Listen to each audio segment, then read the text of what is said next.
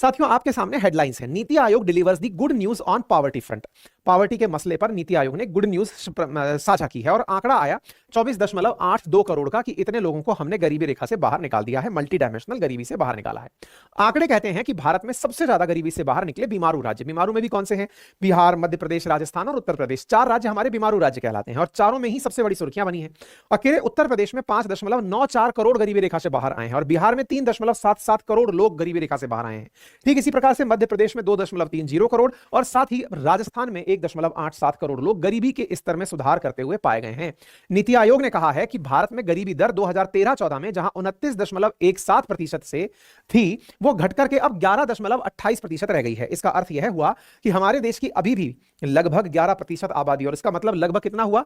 15 करोड़ के आसपास लोग अभी भी हमारे देश में ऐसे हैं जो गरीबी रेखा के नीचे हैं। तो 15 करोड़ इटसेल्फ इतनी आबादी है जो कई देशों की आबादी से ज्यादा है ना? तो ऐसी स्थिति में इतने सारे लोग अभी भी गरीबी के नीचे जी रहे हैं। यानी पिछले 9 सालों में 17.89% की कमी आई है और यह भी एक बड़ा नंबर है। और अगर हम 17% की बात करें या 18% की बात करें तो यह लगभग 20 से 22 करोड़ लोग ऐसे हुए जिनको यहां पर 24.8 करोड़ के अंदर समाहित किया गया है जो गरीबी रेखा से बाहर निकलकर आए हैं। अब मल्टी डायमेंशनल पॉवर्टी में होते क्या पैमाने हैं? तो कुल मिलाकर के 13 पैमाने ऐसे हैं जिन्हें मल्टी डायमेंशनल 12-13 पैमाने हैं जिन्हें मल्टी डायमेंशनल पॉवर्टी नापने के लिए निकाला जाता है। उन मल्टी डायमेंशनल पॉवर्टी के अंदर ये जो 4 राज्य हैं, उन्हीं पैमानों में इन 4 राज्यों में सुधार हुआ है। कौन कौन से पैमाने हैं और कहां पर नापा जाता है? तो यहां पर आप देखिए वो 12 पैमाने कौन से हैं। देखिए, सबसे अगर हम बात करें तो 3 वृहद पैमानों पर इस मल्टी डायमेंशनल पॉवर्टी को नापा जाता है। पहले एक बात और समझ लीजिए, दुनिया में मल्टी डायमेंशनल पॉवर्टी, बहुमुखीय जो गरीबी है, उसको ग्लोबल और नेशनल दोनों लेवल पर नापा जाता है। ग्लोबल अंतरराष्ट्रीय स्तर पर और नेशनल यानी इंडिया के स्तर पर। तो इंडिया के स्तर पर अगर हम बात करें तो उसके 3 भाग हैं, हेल्थ के अंदर, एजुकेशन के अंदर और स्टैंडर्ड ऑफ लिविंग के अंदर नापना। 1/3 कंट्रीब्यूशन इसका, 1/3 कंट्रीब्यूशन इसका और 1/3 कंट्रीब्यूशन इसका।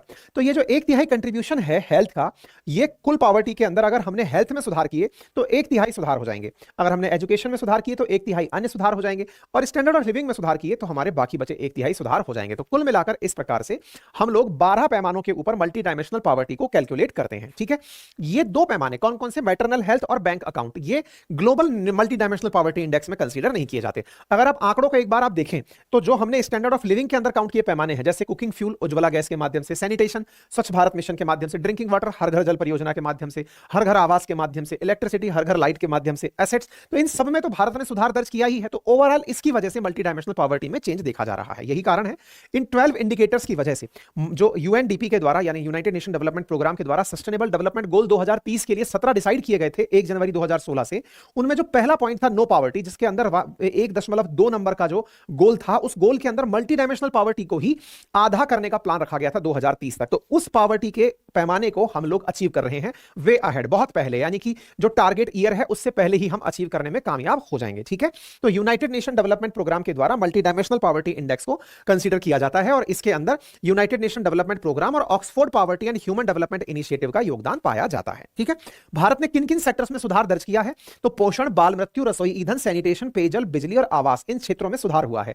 पोषण में जहां हमने सभी क्षेत्रों के अंदर आप देखेंगे सकारात्मक स्तर पर नंबर जो है वो घटना अच्छी खबर माना गया है। पहले इतने लोग गरीबी रेखा के नीचे थे, अब इतने रह गए, बाल मृत्यु में इतना, सब में सकारात्मक सुधार देखा गया है। यही कारण है कि नीति आयोग ने इन सभी पॉइंट्स को अपने यहां पर बड़ी स्तर से साझा किया है और केवल 4 राज्यों की वजह से यह बड़ा प्रभाव ऑब्जर्व हुआ है। तो उम्मीद है कि आप लोगों को नीति आयोग के द्वारा बताई गई इस रिपोर्ट के माध्यम से मल्टी डायमेंशनल पॉवर्टी इंडेक्स और उसके पैमाने और उनकी वजह से जो फर्क पड़ा है यह समझ में आ चुका होगा।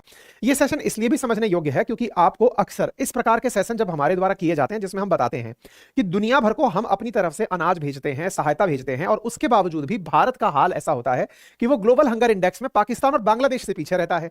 तो आफ्टर ऑल दुनिया की मदद करने वाला भारत खुद पीछे क्यों रहता है? इसका मतलब यह हुआ कि हम भले ही दूसरे देशों की मदद करते हो लेकिन हमारे यहां पर आय की जो असमानता है कि अमीर बहुत अमीर है, गरीब बहुत गरीब है, इस आय की असमानता के कारण ये सुर्खियां जो आज हम डिस्कस कर रहे हैं ये मायने रखती हैं। प्रधानमंत्री के द्वारा इसको साझा किया गया, ऑब्वियस सी बात है साझा करना ही था।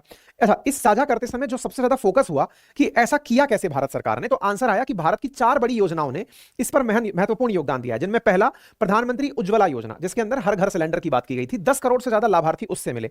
दूसरा था जनधन योजना, जिससे कि बैंक अकाउंट खुले, क्योंकि जो 12 पैमाने हैं उनके अंदर बैंक अकाउंट भी एक पैमाना है।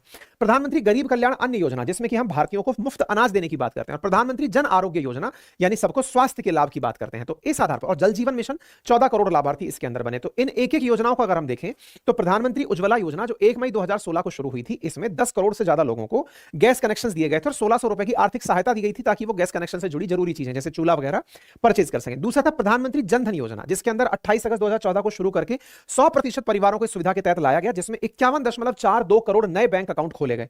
आप ये देख सकते हैं, प्रधानमंत्री जनधन योजना के तहत 51.42 करोड़ बेनिफिशियरी बैंक अकाउंट से कनेक्ट किए गए। और हमारे इन बैंकों में कनेक्टेड जो लोग हैं, उन्होंने सोचिए कितना पैसा बैंक अकाउंट में रख दिया, 2,13,798 करोड़ पैसा, धन जो है, रुपया जो है, वो लोगों के द्वारा बैंक अकाउंट के अंदर रख दिया गया। साथ ही साथ मेरे प्यारे साथियों, प्रधानमंत्री गरीब कल्याण अन्न योजना के तहत, जिसे कि कोरोना काल में शुरू किया गया था, जिसके माध्यम से देश के बहुत सारे लोगों को, लगभग 81.35 करोड़ लोगों को मुफ्त अनाज दिया जाता है, इसे 2029 तक बढ़ा दिया गया है। ऐसे ही प्रधानमंत्री जन आरोग्य योजना के तहत 30 करोड़ भारतीयों का आयुष्मान कार्ड बनाया गया है, जो कि स्वास्थ्य बीमा योजना है, जिसके माध्यम से 5 लाख तक का इलाज फ्री में कराने का अवसर दिया गया। ऐसे ही जल जीवन मिशन के तहत 15 अगस्त 2019 से शुरू होकर चला यह मिशन सभी गांवों में हर घर के अंदर नल के जल को पहुंचाने का लक्ष्य रखता है। 14 करोड़ घरों तक कनेक्शन ऑलरेडी पहुंचाया जा चुका है और 19 करोड़ घरों तक यह सुविधा उपलब्ध अभी भविष्य में कराई जाना बाकी है। यही कारण है कि भारत के अंदर यह आंकड़े सुधर कर आए हैं। तो उम्मीद है कि आप सभी साथियों को यह अपडेटेड जानकारी पसंद आई होगी। बाकी इस विषय पर आप क्या सोचते हैं, जरूर कमेंट बॉक्स पर बताइए। चैनल पर नए हैं तो चैनल को सब्सक्राइब करना बिल्कुल ना